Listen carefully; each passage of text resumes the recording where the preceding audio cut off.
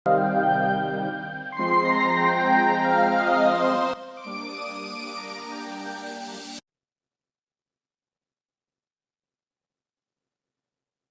મિત્રો, કેમ છો? મજામાં ને? મજામાં હશો એવી આશા રાખું છું. હું ભાવેશ આપ સર્વેનું આપણી યુટ્યુબ ચેનલ બોલો પાઈમાં હાર્દિક સ્વાગત કરું છું. આજે આપણે ધોરણ 10 એમાં વાસ્તવિક સંખ્યાઓ પ્રકરણ 1 બરોબર, એમાં સ્વાધ્યાય 1.1 એમાં પ્રશ્ન નંબર 5 છે જોવાનો છે. તો ચાલો વધુ સમય ન લેતા આપણે પ્રશ્ન 5 જોઈએ. તો કોઈક પ્રાકૃતિક સંખ્યા n માટે કોઈ પ્રાકૃતિક સંખ્યા એટલે કે પ્રાકૃતિક સંખ્યા શું? તો કે એમાં 1 થી લઈ અને અનંત સુધી બરોબર, 1 2 3 4 એવી રીતના અનંત સુધી ની સંખ્યા n માટે 6 ની n ઘાત 6 ની n ઘાત બરોબર, એનો અંતિમ અંક એટલે કે એનો જે જવાબ મળે એ શૂન્ય થાય કે નહીં તે ચકાસો. તો અહીંયા છે પ્રાકૃતિક સંખ્યા n માટે બરોબર, એટલે અહીંયા શરૂઆત 1 થી થશે, 1 2 3 એવી રીતના અનંત સુધી કોઈ પણ સંખ્યા છે એ તમે લઈ શકો, પણ પ્રાકૃતિક સંખ્યા જ લેવાની.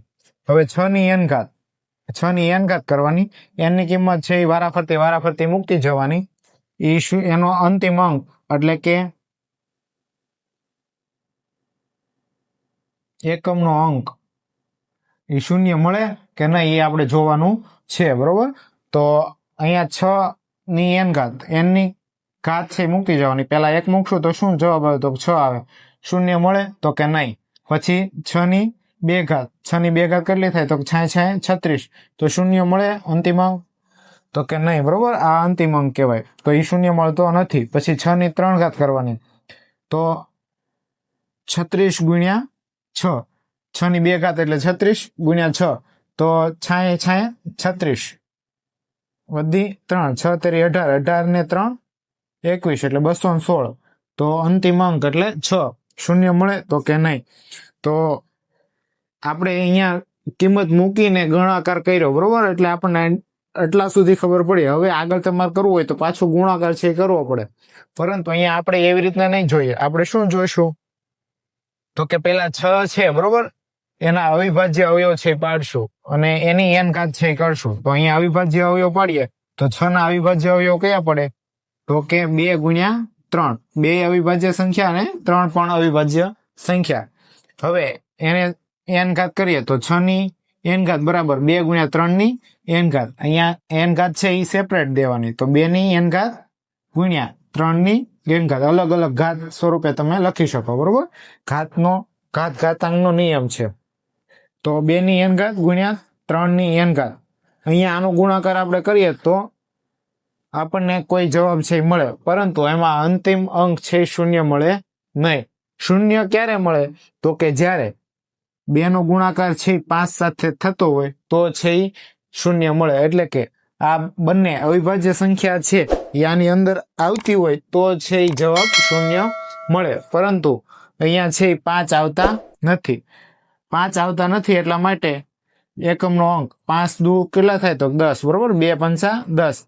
તો અહીંયા અંતિમ અંક છે શૂન્ય મળે, પરંતુ અહીંયા 5 આવતા નથી એટલા માટે અહીંયા જવાબ છે ક્યારેય શૂન્ય આવશે નહીં. તો 6 ની n ઘાત એનો અંતિમ અંક શૂન્ય થાય કે નહીં? તો નહીં થાય બરોબર. આપણે લખીએ હવે અવિભાજ્ય અવયવના ગુણાકાર સ્વરૂપે લખશું, એની ઘાત છે એ સેપરેટ લખશું.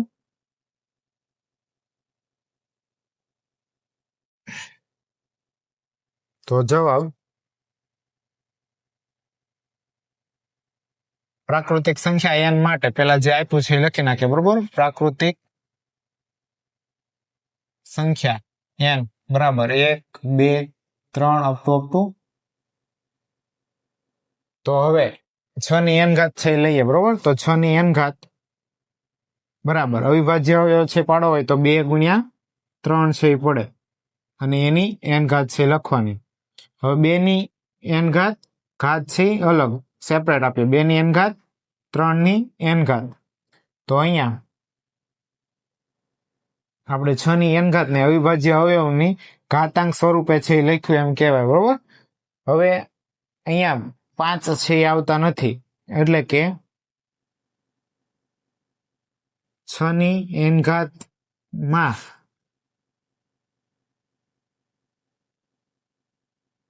અવિભાજ્ય અવયવમાં 2 અને 5 આવવા જોઈએ, જેમાં અવિભાજ્ય અવયવ 5 આવતા નથી. 5 આવતા નથી એટલા માટે